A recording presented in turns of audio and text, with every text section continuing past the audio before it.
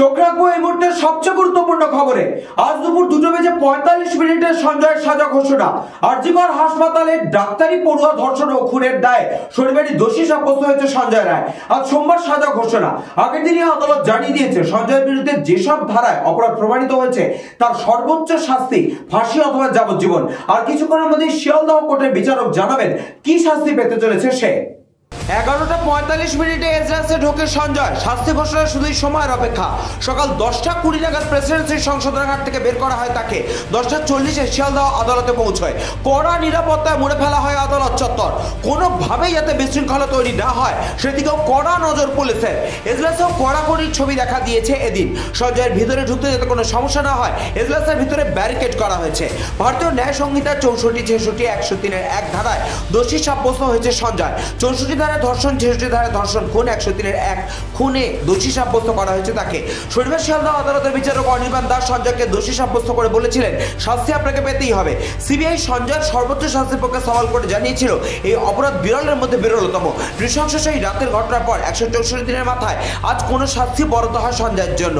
গোটা রাজ্য তো বটে, গোটা দেশের নজর সেদিকে।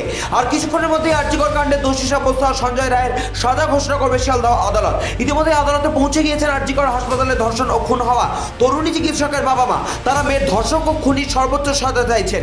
তবে বিচার প্রক্রিয়া এখনো শেষ হয়ে যায়নি বলে মনে করছেন তারা। আইনি লড়াই এবং পথে নেমে আন্দোলন জারি থাকবে বলেও জানিয়েছেন নির্যাতিতার মা। সোমবার জেলা সফরে যাওয়ার আগে ডুমুরজলা স্টেডিয়ামে সাংবাদিকদের মমতা জানান রায়দানের আগে তিনি কিছু বলবেন না। তবে একই সঙ্গে মনে করিয়ে দেন ফাঁসির দাবিতে আমি নিজেও মিছিল করেছিলাম, সবাই করেছিল, সুতরাং এটা বিচারকের উপর নির্ভর করে। তবে আমি ধন্যবাদ জানাই বিচার ব্যবস্থাকে, আমাদের টিম অব ইনভেস্টিগেশনকেও ধন্যবাদ। এদিন শুরুতেই সঞ্জয় নিজের বক্তব্য রাখার সুযোগ পায়, তার দিকে এগিয়ে দেওয়া হয় মাইক্রোফোন। ফের এদিন সঞ্জয় দাবি করে ধর্ষণ খুন সে করেনি। আবারও রুদ্রাক্ষের মালার প্রসঙ্গ তুলে সে বলে আমাকে ফাঁসানো হচ্ছে। আমি ধর্ষণ করলে এত কিছু নষ্ট হলো, আমার গলার রুদ্রাক্ষের মালা নষ্ট হতো না। আমাকে ফাঁসানো হয়েছে, আমাকে অত্যাচার করেছে, আমাকে কিছু বলতে দেয়নি প্রথমে, যার যা ইচ্ছা করেছে। পাল্টা বিচারক জানান 3 ঘন্টা বলার সুযোগ পেয়েছে সঞ্জয়। তার বয়ান রেকর্ডেড। বলেন যা এভিডেন্স হয়েছে তা তো আপনার থেকে ভালো কেউ জানে না। আমি এভিডেন্সের উপর বিচার করতে পারি। আর আপনি যে নির্দোষ তা তো আগেও বলেছেন। আপনার শাস্তির বিষয়ে জানতে চাইছি। বিচারক জানতে চান সঞ্জয়ের বাড়িতে কে কে আছে। জবাবে সঞ্জয় জানায় মা। এদিনও সিবিআই আদালতে জানায় সঞ্জয় এই ঘটনায় যুক্ত, সর্বোচ্চ শাস্তি পাওয়া উচিত তার। এই ঘটনা বিরল থেকে বিরলতম।